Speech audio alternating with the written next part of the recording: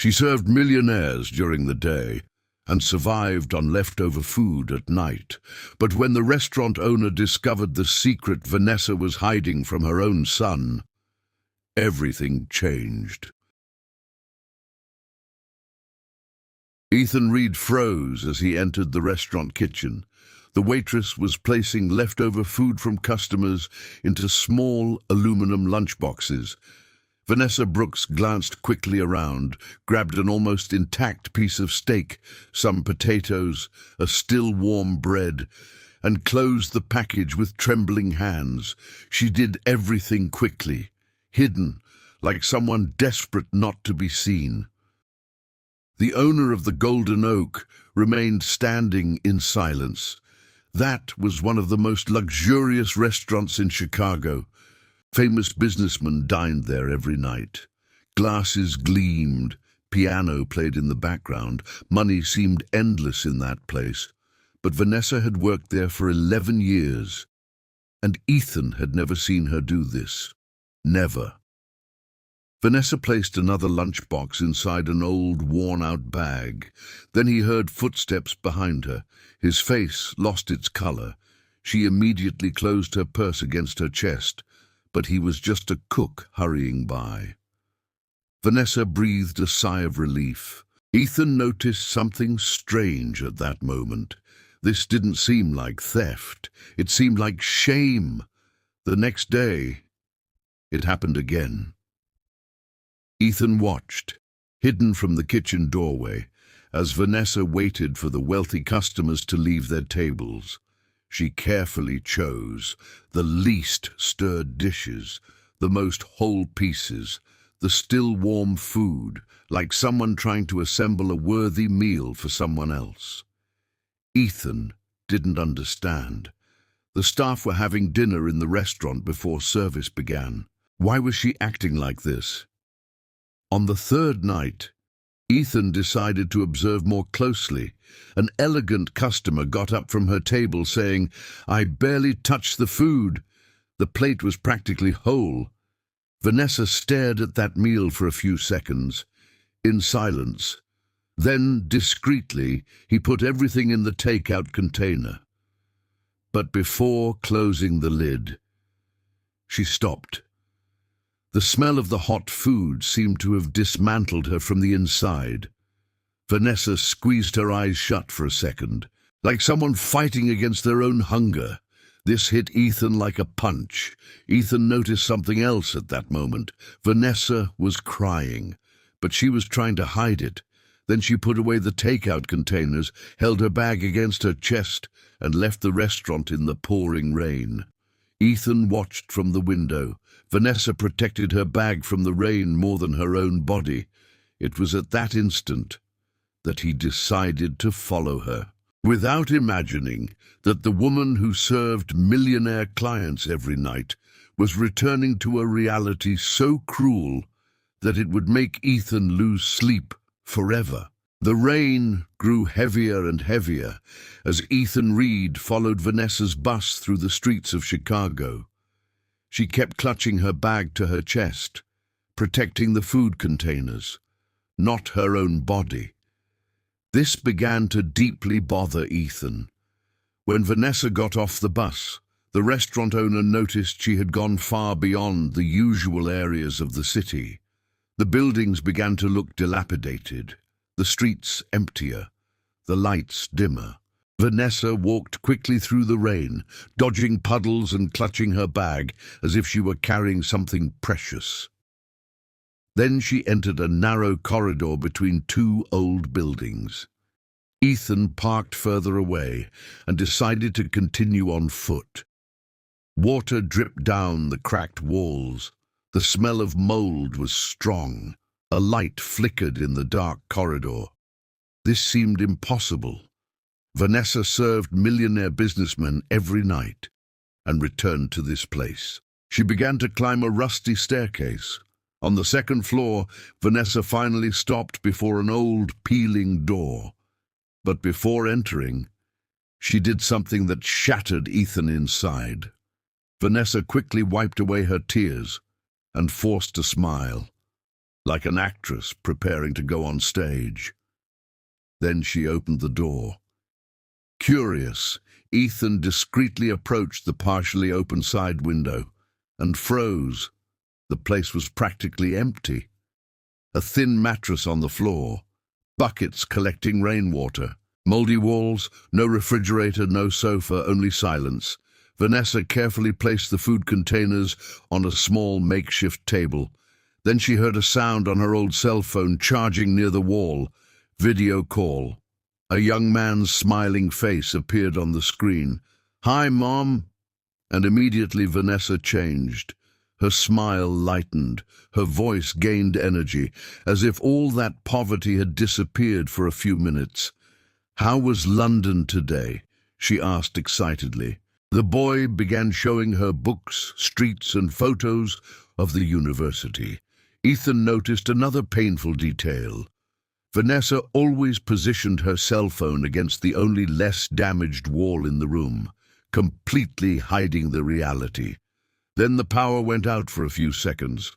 The screen went black. Vanessa panicked. "No, no, no!" She ran to an old extension cord plugged into the wall and hit it several times until the light came back on. Her son laughed from the other end. "You still need to change that bad internet, Mom." Vanessa laughed too. But Ethan saw the truth. She didn't even have enough money to live properly. Even so, she was paying for an exchange program in another country. Then came the question that destroyed Ethan. Then Jaden smiled and asked, "Are you still in that apartment near the restaurant?" Vanessa hesitated for a second, just a second. But Ethan noticed, "Yes, love, lies." At that moment, Ethan finally understood. She had lost everything, the apartment, the stability, her very dignity. But she continued sending money to support her son's studies in another country. Then Jaden said something that made Ethan hold his breath. "Mom, I got another semester at university." Vanessa smiled, but Ethan saw tears slowly filling her eyes, because at that moment she discreetly glanced at a red envelope on the table.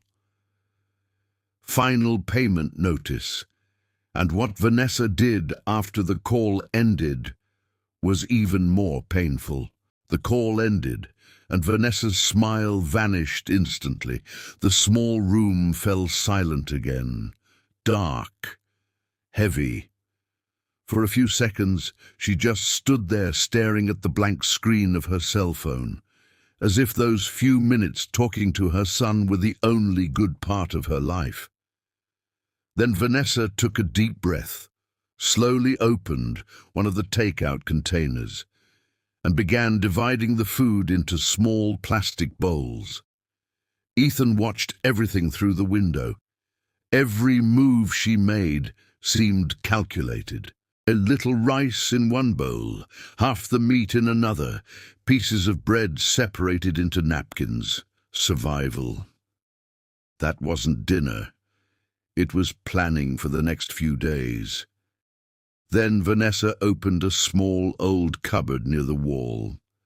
Ethan felt a knot in his stomach. The cupboard was practically empty.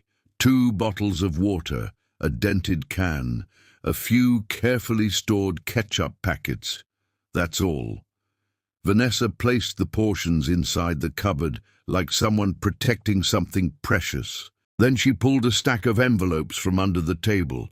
Overdue bills, electricity, phone, bank statements, and something immediately caught Ethan's attention: international transfers to London every month.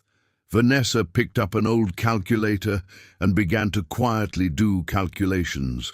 She erased numbers, recalculated, took a deep breath, tried again. Like someone trying to survive on money that simply no longer existed. Then she stopped suddenly. Her gaze slowly fell on a small old wedding ring on the table. Vanessa stood motionless, staring at it. Ethan realized immediately that was the last valuable thing she still had. She picked up the ring slowly, Her hands trembled. Then she opened a porn app on her old phone and began taking pictures of the jewel. That hit Ethan like a punch. That same week, he had spent over $8,000 on a bottle of wine to impress investors. Meanwhile, a woman who worked for him had lost her apartment, lived in that ruined place, and was now selling her own wedding ring to keep her son in school. But before Ethan could process it, Vanessa's cell phone vibrated again. A message from Jaden. "Mom, sorry to ask this now. The university raised the tuition for next semester." Vanessa read the message and stood completely still. The whole room seemed too quiet, even the rain outside. Then she squeezed her eyes shut, recorded a smiling voice message, and pretended everything was fine. "Don't worry about it, honey. Your mom will figure it out." As soon as she sent it, Vanessa broke down. She began to cry silently, but trying not to make a sound, like someone used to suffering alone. And it was at that moment that a heavy noise echoed down the hallway. Someone was banging violently on the door. Vanessa was immediately startled. Her face went pale. Ethan heard an angry voice outside. "You have until tomorrow morning to pay or get out of here." Vanessa slowly closed her eyes, as if she already knew that moment had finally arrived, and what Ethan did next would change both of their lives forever. The banging on the door grew even more violent. Vanessa quickly wiped away her tears and clenched her fist, hiding her wedding ring. Her face completely lost its color. "Did you hear what I said?" the man shouted from outside. "You pay up tomorrow morning or get out of here." Ethan watched everything through the window, feeling his stomach clench.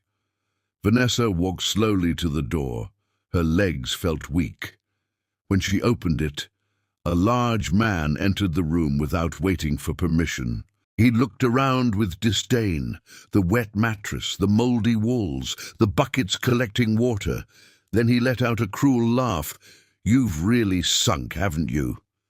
Vanessa lowered her head. "I just need a few more days." "Days?" he replied angrily. "You're already almost 2 months behind." The man began to walk around the room. Then he saw the takeout containers on the table. His expression changed immediately. "So, this is what you live on now?" Vanessa remained silent. The shame on her face seemed worse than her poverty itself. Then the landlord picked up one of the bills, scattered on the table. He read it quickly and began to laugh. "Wait." He raised his eyebrows. "You lost your apartment to send money to your little boy to study in London?" Vanessa immediately raised her head. "Don't talk about him like that." It was the first time Ethan had heard firmness in her voice, but that seemed to irritate the man even more. "You destroyed your entire life for someone who doesn't even know you live in this hole." Silence, heavy, painful, because it was true. Jaden had no idea. The landlord then pointed to the mattress on the floor. "Look at this. You became a beggar because of this boy." Vanessa's eyes began to fill with tears, but she remained silent. Then the man saw the wedding ring on her hand. This might pay for a week's rent, and he tried to grab the jewel. Vanessa pulled her hand away quickly. "No." Her voice came out low, but firm. That irritated the owner completely. He lost his patience completely. "Enough of this." Then he grabbed one of the takeout containers from the table and threw it violently to the floor. The lid opened. Rice, pieces of meat, sauce, all scattered across the dirty floor. Vanessa froze. Her gaze was fixed on the fallen food, as if she had just lost something too precious. Then she did something that destroyed Ethan inside. Vanessa immediately knelt on the floor and began to gather the rice with her own hands, trying to salvage the food mixed with dirt. No, no. She breathed desperately, like someone watching the next few days disappear before their eyes. This had gone too far. Ethan opened the door immediately. The owner was startled to see an elegant man entering that miserable room. Vanessa slowly raised her eyes and froze. Mr. Reed. She seemed more embarrassed than surprised. Then Ethan looked at the food scattered on the floor, at Vanessa's trembling hands trying to salvage every morsel, and felt ashamed of his own life. Without saying a word, he knelt beside her and began to help pick up the food as well. Vanessa was desperate. "No, please, you don't need to touch that." But Ethan continued, silently, and in that instant, the owner finally realized who was standing in that room. His face immediately drained of color, because the man kneeling on the floor picking up dirty rice was the owner of the most luxurious restaurant in Chicago. And what Ethan would do next would change Vanessa's life forever. The owner fell completely silent. His face lost all its arrogance, because the man kneeling on the floor picking up dirty rice next to Vanessa was Ethan Reed, the owner of Chicago's most luxurious restaurant. Mr. Reed. "I didn't know." The man began to stammer, but Ethan didn't even look at him. He continued helping Vanessa put the food back in the lunch boxes, even wet, even mixed with dirt. Vanessa looked devastated with shame. "Please, sir, you didn't need to see this." Her voice barely came out. Then Ethan finally looked at her.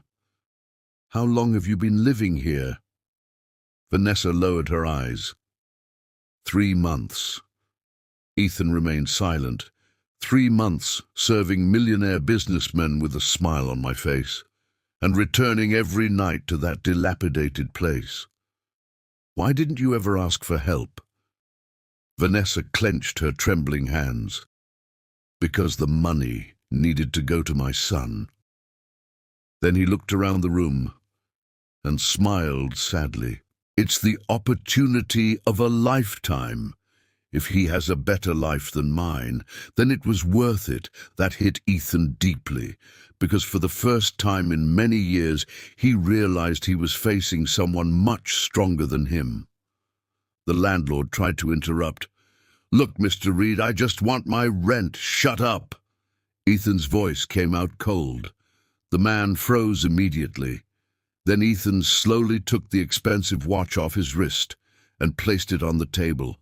"This pays off her entire debt." The landlord's eyes widened, but Ethan continued. "Tomorrow this place will be renovated. Mr. Reed, or you'll never work in this city again. You won't get a job anywhere." Absolute silence. The man simply nodded and left quickly. Vanessa seemed speechless, as if she no longer knew what to feel. The next morning, she woke up startled by noises in the hallway. When she opened the door, she froze. Men were unloading. New furniture, food, clothes, a new mattress, appliances. The small room seemed unrecognizable. Vanessa brought her hand to her mouth. Her eyes began to fill with tears. Then her cell phone vibrated on the table. Video call. Jaden. Vanessa panicked immediately, because for the first time, she wouldn't be able to hide the truth. She looked around desperately. The buckets still in the corner, the old walls, the carefully stored food containers. The swollen eyes reflected in the window. Her hands began to tremble. "I can't answer." Then Ethan approached slowly and said something that almost destroyed Vanessa emotionally. "You don't need to pretend anymore." She took a deep breath and answered. Jaden appeared smiling on the screen, but the smile slowly began to fade. He observed the scattered boxes, the furniture being moved in, the simple room, his mother's red eyes. Then he saw the takeout containers on the table, carefully arranged, like meals planned to last for days. "Mom," his voice faltered, "you were living like this all this time." Vanessa tried to answer, but she started to cry. Then Jaden noticed something else. "You were hoarding food." Vanessa covered her mouth, trying not to break down. "Mom!" His eyes began to fill with tears. "You went through all this because of me." That completely destroyed Vanessa. Then Ethan slowly picked up his cell phone. Jaden was confused when he saw his face. "Who are you?" Ethan calmly replied, "My name is Ethan Reed. Your mother works at my restaurant." Jaden remained silent. Then Ethan looked at Vanessa, emotional. "Your mother sacrificed more for you than anyone I've ever known." Jaden's eyes began to fill with even more tears. Ethan took a deep breath, and her only fear, he looked back at Vanessa, was that you would give up your dream to take care of her. Then Ethan looked at Jaden again. "You don't need to abandon your dream to save her, because from today on," he smiled slightly, "I will take care of your mother." Jaden began to cry on the other side of the screen. Vanessa broke down in tears, and Ethan just remained silent, because for the first time in a long time, Vanessa Brooks no longer needed to pretend that everything was okay. If this story touched your heart, share it with a warrior mother who does everything she can, and even things she can't, for her child. You, as a mother, would you make this sacrifice for yours? Comment here. Also comment on which country you are watching from.